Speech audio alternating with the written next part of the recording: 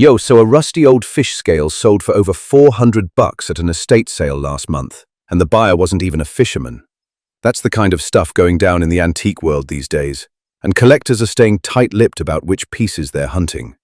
A scale that used to hang in a bait shop or ride around in someone's tackle box for 50 years is turning into a serious piece of history, and the right one can pull way more cash than most folks would guess. 5 pieces made this list, and each one carries its own story, its own maker, and its own reason collectors keep circling back to it. Stick around. The piece sitting at number 1 has people driving across state lines just for a shot at owning one. And by the end of this, you'll know exactly what to look for the moment you're digging through a box at a garage sale or scrolling an online auction late at night.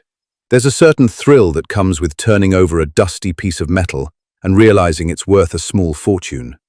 And that thrill is exactly what's pulling more folks into this corner of the antique world every single year. Fish scales sat around unnoticed in barns, boat sheds, and junk drawers for generations, dismissed as nothing but a rusty tool nobody had a use for anymore. That's changing fast, and the 5 makers on this list represent the pieces collectors talk about in hushed tones at swap meets and auction houses alike. Landing at number 5, the Salter Pocket Balance out of England.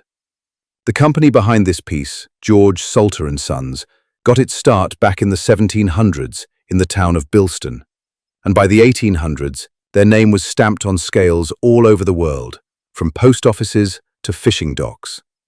The pocket version made for anglers is a small brass or steel body with a folding hook and a sliding dial, built small enough to tuck into a coat pocket or a tackle bag without adding much weight. Fishermen along the coast of England relied on these for decades, since a scale you could carry meant a catch got weighed the second it came out of the water, before anybody could argue about the number.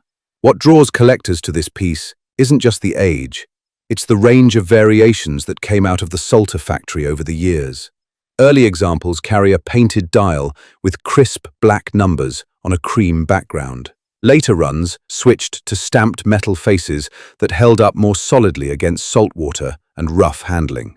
Hunters of vintage tackle look closely at the dial condition above everything else, since sun and moisture wore down the paint on a huge number of surviving pieces, leaving the numbers faded or gone entirely. A dial with sharp, legible markings and an intact spring mechanism sits at the top of most want lists, and pieces still carrying their original leather pouch or box push the price even higher. Weight capacity matters too.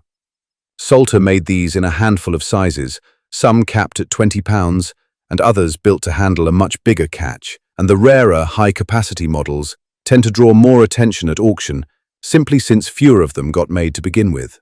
Serial numbers and patent dates stamped into the housing give collectors a way to pin down roughly when a piece came off the line, and pairing that date with the maker's mark style helps separate an early example from a later mass-produced run.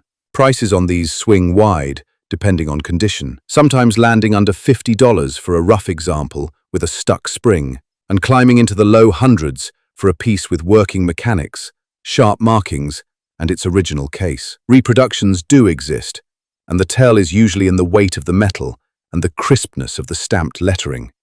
Since a lot of newer knockoffs feel lighter in the hand, and the lettering comes out shallow beside the deep, hand-cut stamps found on genuine Salter pieces from the early production years. One story that circulates among tackle collectors involves a Salter pocket balance pulled from a toolbox at a barn sale in the Midwest, priced at $2, since the seller assumed it was a broken kitchen gadget.